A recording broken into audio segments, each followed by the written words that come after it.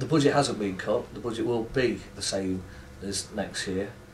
We spoke to David about that, but I think from his point of view, the certain players or the size of the squad had to change. And bear in mind that we have a basis of, I think it's about 14 players already on board for next season, and that doesn't include Ben Turner and Tom Naylor, who obviously the gaffer's looking at hopefully in very, very near future. They'll be playing first team football as well, so he put them into the equation.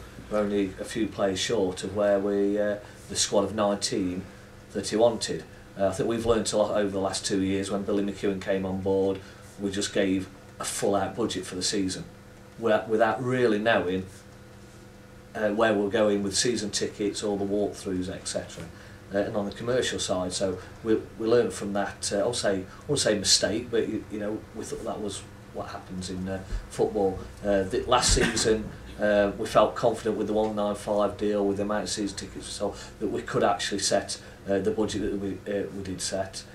We did do that, and it really strained us by giving the gaffer the full budget at the start of the season, which, like any good manager would do, would use his allocation of money. So this season, we're doing it in a phased way. So there is a set amount of money to start the season, with some as and when we progress, there'll be more money available. We're mindful, we're football people, we want to get promoted, but there's a way we feel that we want to work with the budget this season, and it isn't by just putting a suitcase of money, for want of a better word, straight on the table and go and dip your bread and spend the lot. So I think it's a matter of phasing that money in, having most of the money, don't 3/4 of the budget we want to be putting in front of the gaff, which we are doing, to bring in a decent squad of players. I'm mindful that we have got 2/3 of a decent squad of players in front of us at the moment as well.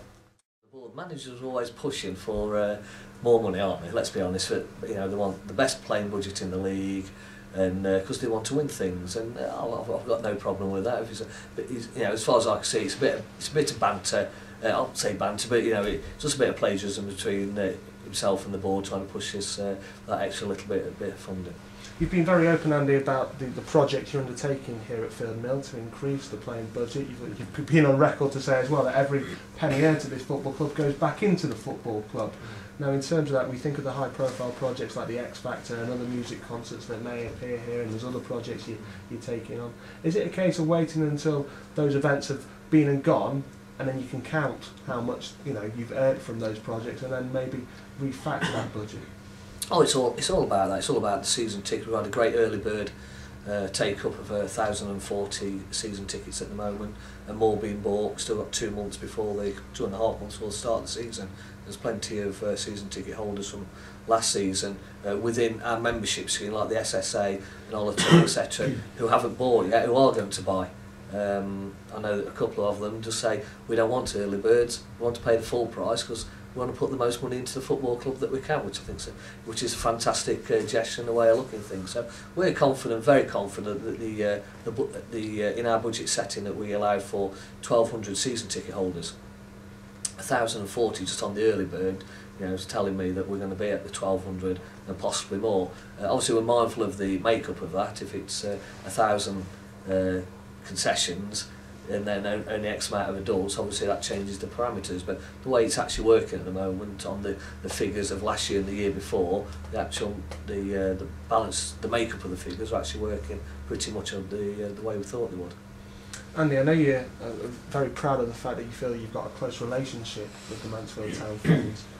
Can you sort of sense and maybe understand their frustration? Okay, it seems a long time ago since the last league game that Mansfield Town played here at Field Mill.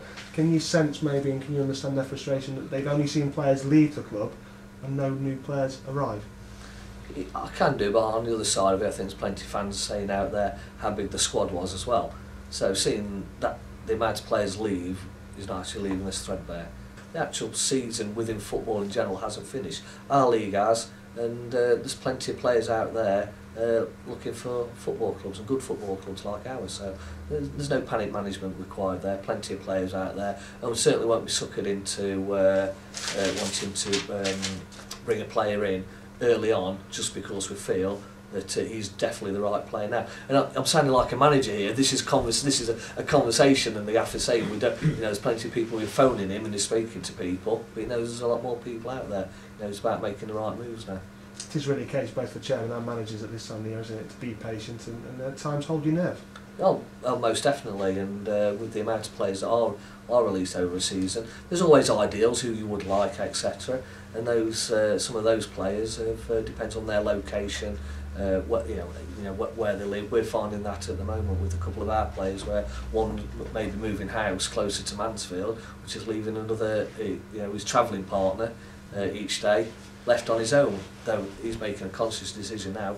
Hold on, I'm no car sharing. I've got extra costs at this level. That's what it's all about. We're not in the Premiership where they're earning hundreds of £1,000s a week, where a bit of travel doesn't make any difference. It does make a difference at this level. So I'm just trying to get the happy balance of where players live and what players we do want to play for the club. I imagine your message as well would also be look at the other clubs in the Blue Square Prem, because if we take the league as a whole, there are only a few clubs who have already dipped into maybe the transfer market, but in this league there is a high turnover of players every season because of just the nature of the contracts they're on. Well, that's right, and bear in mind there's a lot of these players with these clubs are semi-professional as well, so the turnaround is a 42 week, I think it is, contract with them, so all their working is from one start of the season to the end of the season, and then they're looking for a job in between. So that's why a lot of the turnover comes like that. We are a professional club. We are, we're taking people on full-time contracts, but a lot of these players that will be signed at the moment will be on pre-contracts as well. So the gaffer is, he told me, last night, there's 4 players that he's always told me he's spoke to, and he's looking at hopefully securing their pre-contracts, because as a football club, good business tells us that we're not paying anybody till the 1st of July when football league football contracts start. So that's where we stand with it, and that's what we'll continue doing. And I can assure you, previous chairmen before me as well did exactly the same thing. On a egotistical, some people keep calling me, but there's got to be, I suppose, somebody there that's got to try and head the club in the right way, not for Andy Perry's purposes, but for Mansfield Town Football Club and Mansfield as a town. It's a great town. It's been frustrations within the town over the years has been because the club's not fulfilled its potential. When it had the option to do that, it didn't do it because of other circumstances. But and the town in general, it's been tough over the last 10-15 years. What's happened socially within the town, of with the pits, the brewery, and also obviously the hosiery before that as well. So it's been very difficult, but the green shoots of the said have been happening all the time. Small businesses, in the late 80s, when we had the recession in the late 80s, Mansfield got hit massively because of only those 3 industries within that town, so everybody used to work for them, or there was an offshoot of it. This time around the recession, though it's very difficult, there's so many small up-and-coming companies, it doesn't affect the town so much, and we're seeing that. It's difficult commercially out there, there's no doubt about it. Trying to prize a few coppers out of somebody's hand at the moment is difficult, but the town's going to go a long way, and this football club is hopefully going to be the one that helps lead it forward as well. So I'll finish now with a final question to you, Andy. But in terms of the summer months, are these the busiest months for a football chairman instead of the season? When the season actually comes about, do things tend to quieten down? I think as a club in general it's the busiest time, there's no doubt about it. The commercial side of things is very, very busy at the moment, and every football club out there is trying to glean as much money as they can early on so they can put themselves on a sound footing for the rest of the season. And speaking to the York chairman yesterday, he said they don't know if they're coming or going at the moment. It's fantastic they're in the playoffs. If it doesn't work for them, so many weeks behind everybody else, but if it works for them, the world's their oyster. Just a question regarding Jake Spate. Obviously you have got that option that you intend to take up, but I think a few of the fans think, well, why don't we just get it sorted? Why doesn't he get an improved contract and that kind of thing? You're never going to win, when you think about it, you'll never ever win. The club doesn't spend enough money, or the club spends too much money on a player that they don't think is good enough, or the pats on the back should come from, we have a player that came from Droylsden, Yeah. Yeah. that had not been fit, that had not been playing, they'd not been fit the previous seasons, Mm. was given a year's contract with an option to favour the football club because all the hard work, time and effort was going to come from the football club invested in that player,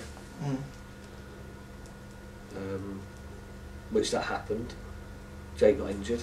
Jake scored 5 goals, got injured, paid £2,000 for his operation.